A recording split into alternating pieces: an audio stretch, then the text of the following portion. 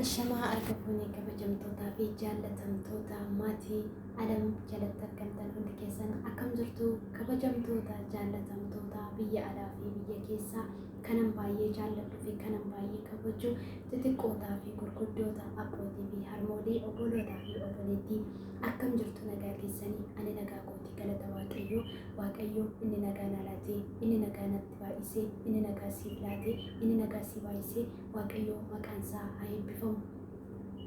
Waaqayyotu nama har'aas godhee waaqayyotu nama har'aa nu godhe maqaan waaqayyoo gooftaa keenya Yesuus Kiristoos haa eebbifamu. Obboloota keenya akkasumallee obboloota musliimaa ayyaana kaleessa darbeen baga ittiin isin ga'e jechuutiin jaalladha. Waaqayyoo haa gargaaramee waaqayyoo nu gargaaree waaqayyoon gargaaramtee waaqayyoon gargaaramne gaafa har'a as geenyu salphaa nutti fakkaachuu danda'a. Garuu salphaa miti. Gargaarsi waaqayyoo si haa gargaaru gaafa jedhamu salphaa nutti fakkaata garuu salphaa miti. Baga obboloonni keenya obboloonni musliimaa baga gargaaramtan. Barri yeroo nuti amma keessa jirru ayyaanessuu miti. Nama nagaa gaafachuu miti. Bara gaddaa ture akka diinni keenya jedhe lakki. Garuu bara gammachuuti. Bara gammachuu keessa jirra. Waaqayyotu nu eege inni du'u du'ee inni wareegame inni buqqa'u buqqa'ee qabeenyi barbadaa'e qabeenyi buqqa'u buqqa'ee waaqayyo anaaf siif nagaa kenneera. Akka biyya keenyaaf sagalee ta'an waaqayyotu godhe akka biyya keenyaaf waa jennu waaqayyotu godhe. Baga waaqayyo si gargaare.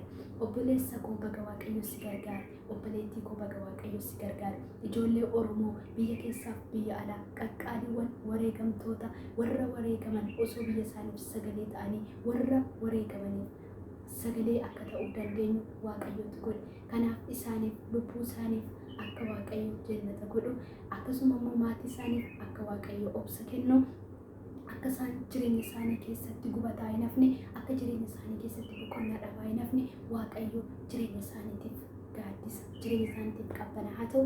Toliga ana obboleettii keessan Liidiyaa 21dha. Egaa har'a mana alamitti kanan argame gammachuu alam hirmaachuudhaaf waaqayyo na gargaare. Egaa alamii gammachuun ishee tureera. Haa ta'uyyuu malee gammachuun ishee tureera gaafan isiniin jedhu YouTube chaanaalii ishee kana maatii guuttachuun ishee tureera jechuu gooti. Egaa alam hojii YouTubeii xumurte jechuu koo miti. Hojii YouTubeii hin eegalte. Egaa YouTubeii ishee gaafa eegaltu karratu irraa banamee jira. Karra hojiitu ishee banamee jira akka isheen itti irratti hojjettuudhaaf irraa banamee jira. Kanaafan alamiin baga gammadde jechuun har'a fuula keessan dura dhufe akkasuma mana alamitti argamee jira. Egaa mana alam kanarratti gaafan argamu alam immoo gammachuu koo osoo hirmaattu gaaffiinsi gaafadhaniiti'a. Naaf eeyyamamtaa jennaan eeyyee siif hin eeyyamama jedheetan qophaa'ee mana alamitti gaaffinaaf dhiyaate isiniif deebisuudhaaf dhiyaatee jira. Egaa alamiyyee baga gammadde baga waaqayyo si gargaare dadhabbii kee mana ormaa keessaa baga hammadde. Egaa akkati hojjettuudhaaf karri siif banamee jira. Alam egaa wanta bareedaa viidiyoo barumsa qabu viidiyoo akkasumaan hojjetamee baduu osoo hin taane dhalootaaf darbee kan ta'u viidiyoo babbareedaa sirraa eegna. Nuyi ijoolleen waaqayyoo nuyi ijoolleen Oromoo. Egaa biyya keessaaf biyya alaatiin sagantaa kee hordofuudhaaf si jajjabeessuudhaaf si bukkee jira. Akkasuma obboloonni kee si bukkee jiru. Jabaadhu hojjedhu siin jedha. Egaa viidiyoon kee viidiyoo barumsa qabu fidatee dhufuu qaba. Akkuma abaluu jennee eegnu siinillee obboleettii keenya alam har'a nu fiddee dhufti jennee eeguu qabna. Egaa dhiifama obboloota koo sagaleen koo yoo isinitti jijjiirame kunis sagalee Liidiyaa miti. Warroon jettan yoo jiraattan tole utaalloon qabee jira. Garuu gammachuu obboleettii koo alam nan hirmaadhaan jedha. Yeroon naan hin mijatu. Akkuma yeroo argadhe immoo dafeetan gara obboloota koo dhufa yeroo baay'ee jechuudha. Yeroo naaf argamnan mana kamiyyuu hin hafu. Iskiriin irra gadi xarageetiin eenyutu seene jedheetan barbaada yeroo argadhe jennaan. Garuu yeroon argadhu waaqayyo yeroo qaba. Warra yeroo eegotaniif waaqayyo yeroo qaba. Warra beela'aniif waaqayyo biddeena qaba. warra dheebotaniif waaqayyo bishaan qaba, warra mana dhabaniif waaqayyo mana qaba, warra lubbuun isaanii wareegamaniif Waaqayyo boqonnaa qaba. Biyya jeeqamteef Waaqayyo bilisummaa qaba. Kanaaf obboloota gogaa alam gaaffii kurnan tokko naa dhiyeessitee jirti. Waaw nan deebisa moo hin deebisuu laata? Hin beeku. I don't know. Maybe she's question. I want to give it a answer. Maybe I can or I don't know. I tried. Maybe I try, but it's heavy. Na idul fata garuu nan deebisa nan yaada. እሞክራለሁ የእሷን ጥያቄ እሞክራለሁ። እንግሊፈትን ጨጨብሰን ቤኮ አማሪፈስን ቤኮትን ጨጨብሳ አፋን ኦሮሞ ተናለጤ ማቲ አፋ ኦሮሞ ኬሳን አለጤ ሃዳ ኦሮሞ ራ አባ ኦሮሞ ራ አለጤ ገሩ ነሞከራ ኤጋ ገመኑማን ገቡሎኒ ኬኛ አለም ቡኬ አባተን በገገመደኒ አከሱመሌ ብረ ዳበዳ አለም ዱዋ ሶንታኔ ወረሞኒ ታኔ ብረ ዳበዳ አከሱመሞ ኦኑ ወረገደ ጅረንሞ ኦልቀቡ ያላ ስኒን ጀቹን ጃለዳ አላሚ ጋፊ ኡልፋታ ኩዳቶ ኩና ዲስቲ እና ጋፊ ሸነን ደብሳ አቶሌ ጋፊን ተኮማ ከነ ጀሊዲያ ኤሰት ዳላቴ ጀዳ tolega ani kanan anadhe wallagga bahaa horro guduruu wallagga godina shaambuu aanaa jaartee jaardagaa kan jedhamtu keessatti anadhe ganda haroo dagoo kan jedhamtu keessatti anadhe yeroo baay'ee obboloonni keenya mana madda walaabutti sagaleen ani ta'u oromoodhaaf yeroo dhageessanii jiraatan yeroo baay'ee bakka itti dhaladhu nan dubbadha. Bakkeen ani itti dhaladhu biyya weeraramtu yookiin immoo biyya gidiraa keessa sa'aatii kanaan gidiraa keessa jirtu keessatti dhaladhe. Maaliin gidiraa keessa jirti yoo jettan diinaan weeraramtee diinaan cunqurfamtee biyya jirtu keessatti dhaladhe jechuudha. Wallagga bahaa duwwaa osoo hin taane biyyoota Oromiyaa hundumaatti garuu kan Wallaggaa addatti waan hin ta'eefan jabeessee dubbadde. Egaa akkuma inni bakka dhaladhe isinitti himetti gaaffii lammaffaan akkana jedha. Maatii kee fi meeqaffaadha jedha yookiin mucaa meeqaffaati yookiin dhalattuu meeqaffaati jettee na dhiyeessiteetti. Ani maatii kootiif haadha kootiif abbaa kootiif mucaa tokkoffaati yookiin hangafa yookiin immoo kan rabsaaqxu ishee jedhamtu jechuudha. Yeroo baay'ee dhiiratu hangafa ta'ee nama gammachiisa garuu abbee kootiif an dubartii ta'ee gammachiisee jira. Kanaaf akka yeroo baay'ee abbeen koo jechuudha ati anaaf dhiira 100dha naan jedha ture. Egaa maaliif abbeen koo maqaa dachaatiin na waama? Sila abbeetu maqaa dachaatiin waamama ture. Ani garuu abbee koo bukkeetti dachaatiin waamaman ture. Bakka dhaladhu keessatti yookiin akka naannoo kootti himmirii jechuun wanta kan maramee jiru yookiin wanta hin sochoone kan dhaabbatee taa'u akka bokkaan itti roomu yookiin akka coomni bishaan hin turre kan dhaabbatudha. Akka kanaatti himmirii kootii naan jedha ture. Egaa maaliif gara maatiitti isinii dhufa jira gaaffiinsa waan ta'eef kanaaf akka kanatti mucaa hangafaa yookiin saaqxuu abbaatiifis haadhaatiifis ani saaqxuudha jechuudha. Egaa gaaffiin sadaffaa akkana jedha. Maatii kee keessa jaalala ati qabdu akkamitti ibsita yookiin maatii kee keessatti jaalala ati isaaniitiif qabdu akkamitti ibsita jechuudha. Jaalala maatii keessatti jiru ibsuudhaaf yeroon iyyuu nan ga'u garuu maatii karaa hundumaan iyyuu ani maatii kootiif jaalala hedduu qaba. Maatiin koos jaalala hedduu naaf qabu karaa abbee koo karaa harmee koo karaa hundumaan iyyuu. እና maatiin koo jaalala hedduu naaf qabu ollaan jaalala hedduu naaf qaba anis immoo jaalala hedduu isaaniif qaba. Kanaaf akkaataatti ibsu maatiin koo anaaf waan hunduma kooti. Maatiin koo waaqayyootiin gaditti kabaja kooti uffannaa kooti bakka dhokannaa kooti simboo koo surraa kooti waaqayyootiin gaditti. Maaliif otoo maatiin qabaannee akka kanaatti hin jiraadhuun ture. Otoo maatiin qabaannee biyyi ormaa naa cunqursitu iyyuu malee nagaatiin bahee nagaatiin galuun ni ulfaata. Maaliif yeroo hundumaa salphachaa yeroo hundumaa arrabsamaa yeroo hundumaa cigaafamutu jira namoonni maatii malee jiraatan jechuudha. Kanaaf jaalalli maatii dhalaaf hedduu guddaa qaba. Yoo jaalala maatiin qabaanne atiyyuu biyya keef jaalala hin qabdu. Yoo maatii keetiif jaalala qabaatte Oromiyaa ishee jedhamtu kana akkamitti akka jaallattu atiyyuu beeki. An garuu maatii koo jaalala guddaan isaaniif qaba. Maatiin koos jaalala guddaan naaf qabu. Kanaaf biyya koo Oromiyaa, biyya koo Itoophiyaa hedduu jaalladha. Maqaa ishee akka namni arrabsu hin barbaadu. Alagaan bifa salphaatiin maqaa Oromiyaa jedhamtu yookiin Itoophiyaa jedhamtu akka waamuu hin barbaadu. Yeroo baay'ee nan aara warroota biyya bushaan keessatti yeroo isaan maqaa salphaatiin waamanii akka waan aangoo wayii qabu utaalina godha. Maaliif nama jaalala maatii qabutu biyya isaa jaallata. Nama kabaja maatii qabutu biyya isaa kabaja. Kanaaf ani jaalala maatii koo hedduu nan jaalladha, nan kabaja. Akkatti ibsuyyuu hin beeku. Siif deebi'eera jedhee yaada Alamiyyee. Akkamitti ibsita isa jettee fi kunoo si ibseera. Ani akkumatti ibsuyyuu hin beeku. Dhugaa baay'een isaan jaalladha, baay'een isaan kabaja. Isaan irra darbeeyyuu biyya koo ollaa kutuqee jira. Baay'een jaalladha jechuudha. Gaaffiin arfaffaan akka kana jedha. Liidiyaa gaa'ela qabda. Gaa'elli miidhamuu faayidaa qabaa jedha. Waaw. Egaa Liidiyaan mata duree ishee yuutuubii qabattee as baate waa'ee gaa'elaati. Waa'ee gaa'ela barsiisuudha. Barumsa gaa'elaa fi waa'ee amantaa koo barsiisuudha. YouTube chaanaliin koo kan inni baname jalqaba kaastanii yoo ilaaltanii hangootan viidiyoo wallaalummaa korraa ka'een hojjedhe yoo ilaaltanii jiraatanii akka ammaa kana akkaataatti qarratsan akkaataatti kaasanii fi akkaataatti YouTube hojjetan yoo wallaaleyyuu jalqabaa kaasee kan inni hojjechaa jiru waa'ee gaa'elaa fi waa'ee amantaa irratti kan hundaa'u jechuudha.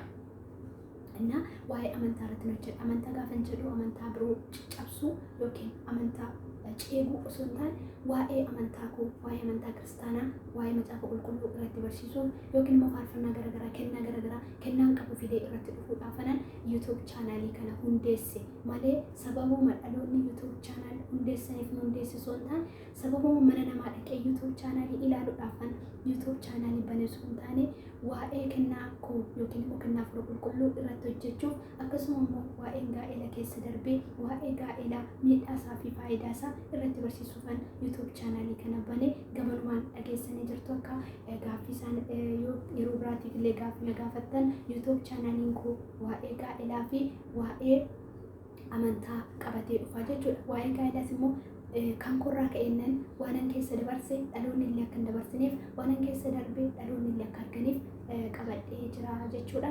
Kanaaf gaa'ela waa'ee gaa'ela gaafa ibsu Alamiyyee gaa'ela nan qaba. Yeroo baay'ee dubbadhaan ture natti fakkaata. Manoota tokkotti dubbadheera. Akkasumallee yeroo tokko mana madda walaabuu miidiyaatti waa'ee gaa'elaa kana tuttuqaa turre dubbadheen ture. Dubbadheera. Akkasuma mana eenyutti akka ta'e beeku guyyaa lammaffaas waa'ee gaa'elaa dubbadheen ture. Nama wayiin na gaafate mana eenyutti akka ta'e beeku Maamush na gaafatee ture waa'ee gaa'elaa kana sirriitti ibseen ture. Namni koomentiin jalaan na gaafate sirriitti caanni irratti godhee jechuudha. Naan ibsee darbeen ture waa'ee gaa'elaa kana. Gaa'ela nan qaba.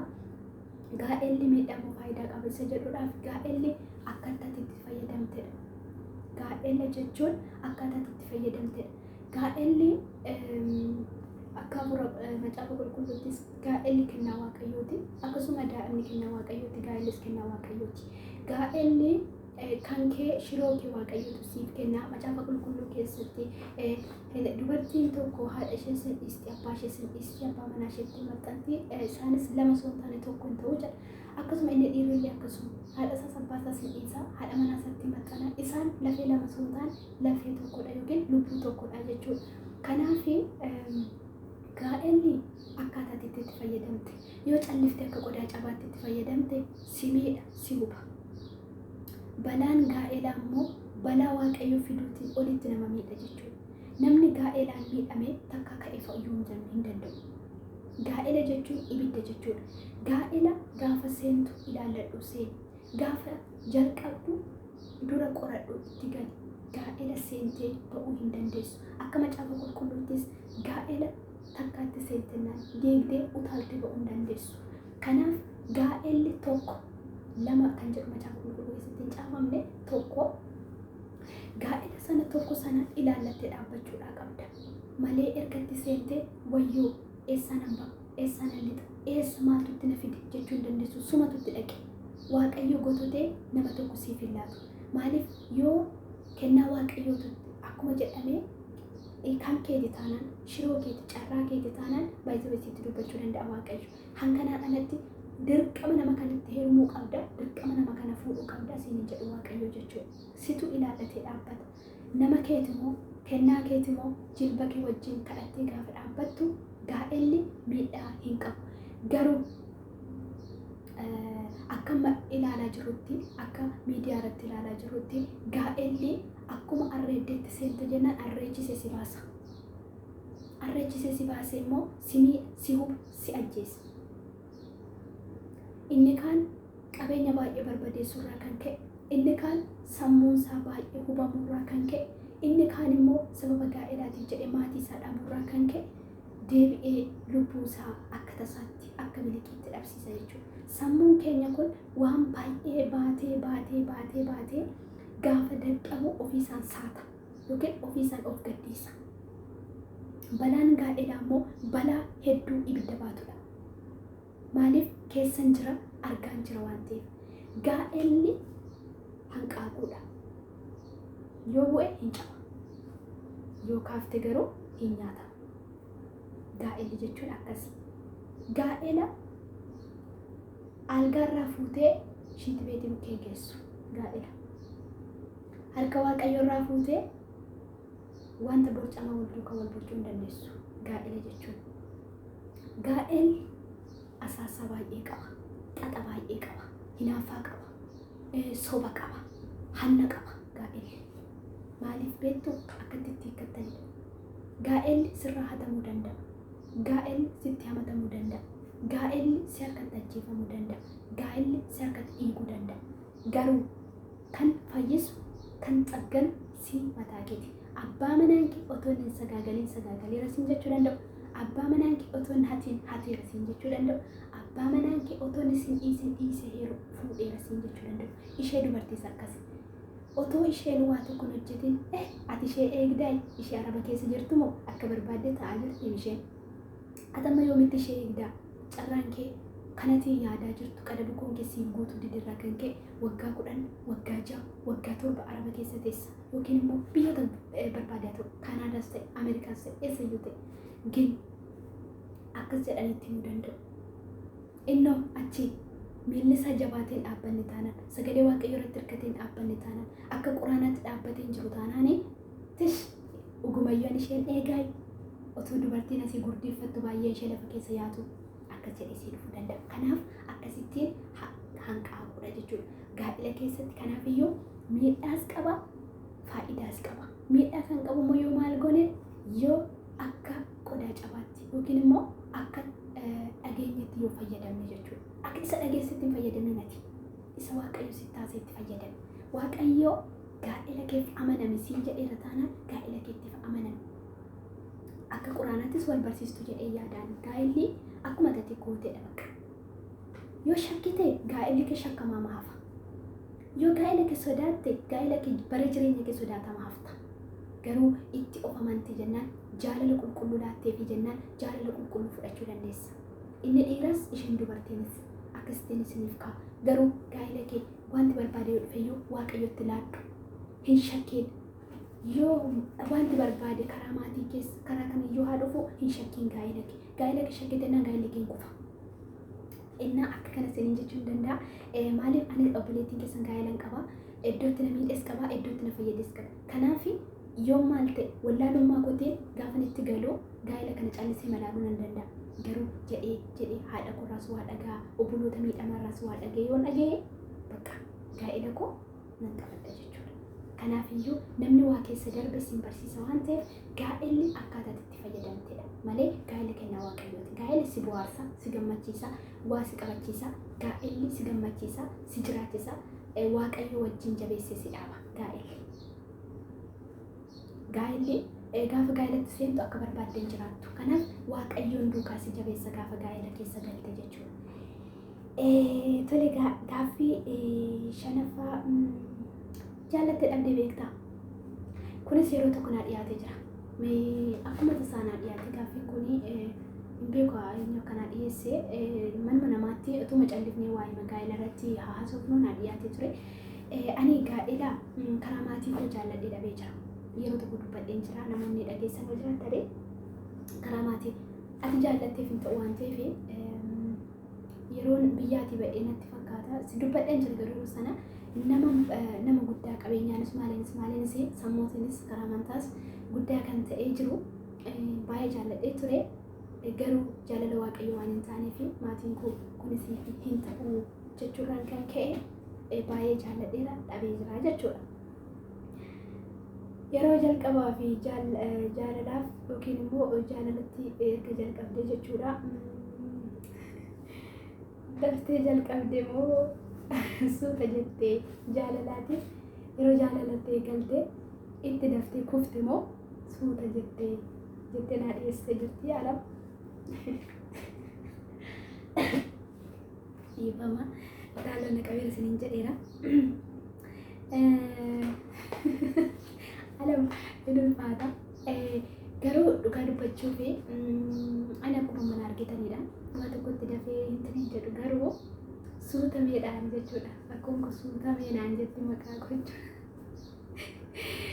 Yeroo waa barbaadanis an suutumeedha. Asii amma ijoollee wajjin hojjennu jechuudha. Ati maaliif waan aariitti na rifattu?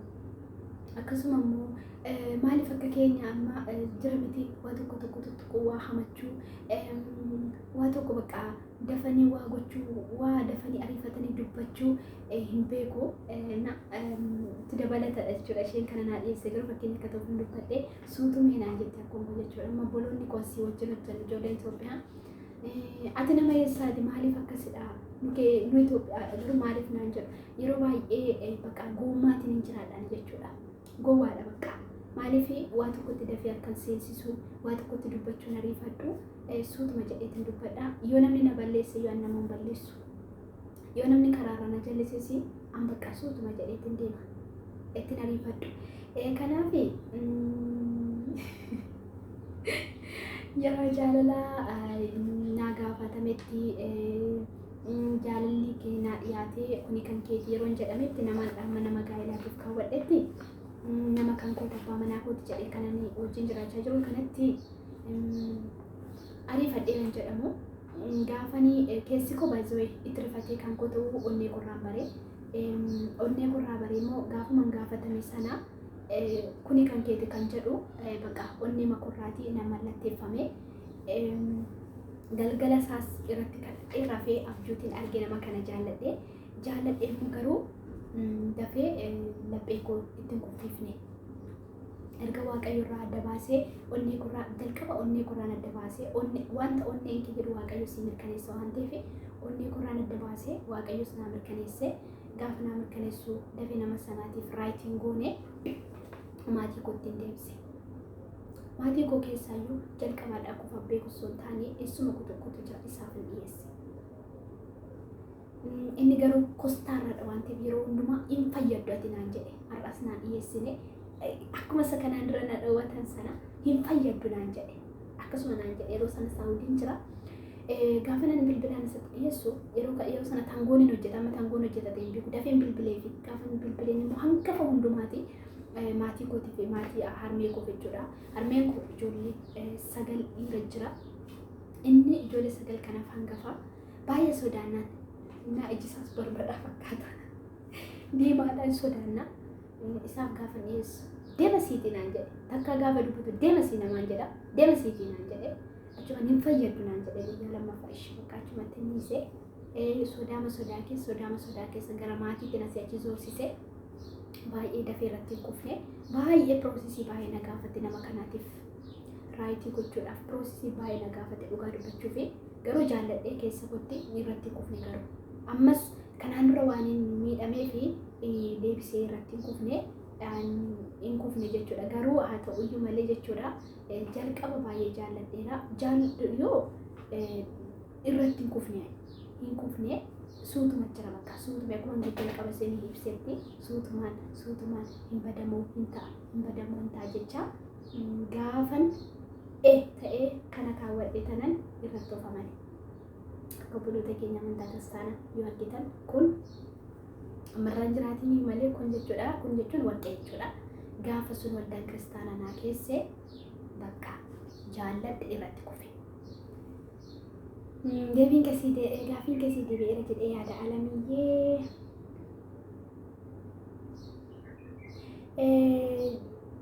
Jaalallee kee irratti alam jaalallee sirriitti jaallattanii nama waliin wal lolte beektaa? Jaalallee kee irratti nama wajjin wal lolte beektaa? Oh my God. Alam lakki hin qabu. Dubartiis ta'uu danda'a, dhiiris ta'uu danda'a, hin qabu. Dhugaa dubbachuu fi ani bakka namni dhaabbates hin dhaabbanne. Gaa'ela nani gaafate yookiin mana gaafate sanarratti takka amma raciisina galan isarratti wal lolanis hin beeku. Dubartiin biraa booddeen isaa jiraattu duraan isaa jiraattu hin beeku. Isa sana hin beeku. Ani sinitti meera jireenya koo keessatti goommaatiin nan deema. Inna haa qabaatu isaa dhiisu sana shakkiisaa siin qabu ani hin shakku gaa'ela keessan hin shakkina. Duras yoo qabaate namni irratti na lole hin jiru jechuudha. Irratti wal lollee ani nama gaa'elaa koo wajjiniin gaa'ela koo irrattis nama wajjin hin wal lolle jechuudha. Gaaffiin 8ffaan luka duwwaa deemtee beektaa yeroo daa'imummaa kee? Waa'een daa'imummaa egaa dhugaa dubbachuuf otoo caammaan dhibees otoo caammaan jiraates daa'imni luka duwwaa deemuu jaallatti. Garuu harmeen dirqamaan gaafa namarratti gootu malee jechuudha.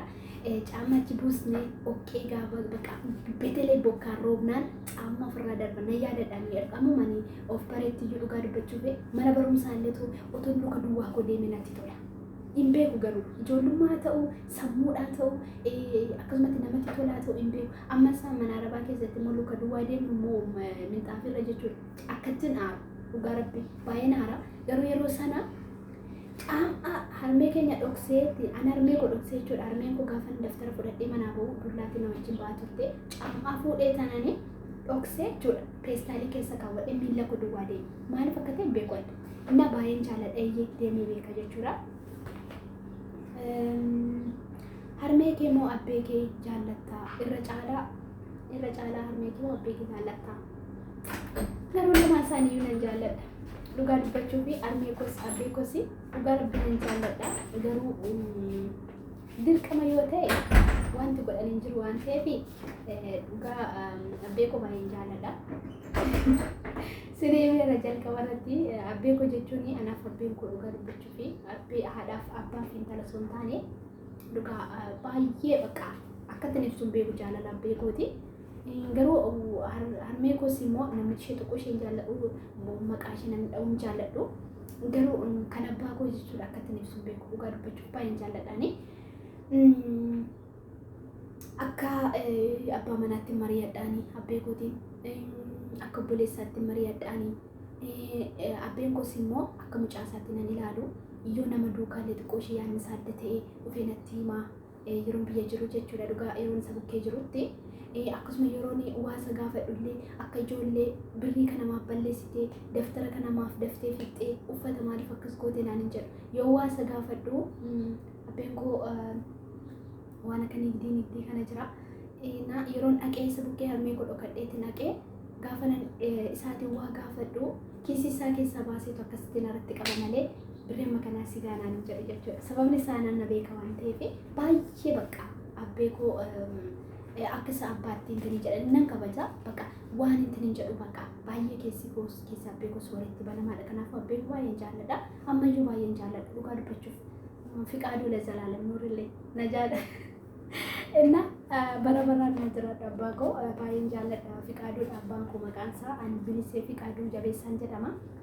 Maqaa abbeen kootti na waamu. Garuu maqaa dhuunfaa isaa qaba inni Himirii koo naan jedha. Garuu abbee koo Fiqaaduu baay'een jaalladha. Akkana 10ffaan akkana jedha. Ilmaan Oromoo osoo maal ta'an jettee yaadda? Oromoo yaadif Oromootiif dhugaa wanti nan jedhu kadhannaa kootis maal taatu ijoolleen Oromoo himimmaan isaanii qore. Ijoollee Oromoo maal ta'a duunii kun irraa dhaabbate. dhugaa jecha kan biraan qabu ijoollee Oromootiif nu ijoolleen Oromoo bakka jirrutti ijoolleen Oromoo saree taatee jirti waan ta'eef Waaqayyo bilisummaa too fidee fi otoo ijoolleen Oromoo akkuma ijoollee warra kaanii otoo akkuma warra soddaa kana akkuma barbaaddeetti jiraattee lafa keenya bakka barbaaddeetti barattee afaan isheetiin barattee otoo maal ta'a ijoolleen Oromoo otoo bilisoomte ergaa kooti innis miira gaddaatiin ijoollee Oromootiif ani ofiyyuu ergaan ani qabu Waaqayyo bilisummaa isaaniif haa laatu jedha. Gaaffii 11ffaati. Hibboodha. Hibboon beeku alam hibboon beeku alamee akkana jedha hibboo tokko si gaafadha naan jettee innis gubbaa biyyee jalli biyyee gidduu warqii maal deebiinii beeku dhugaan kana garuu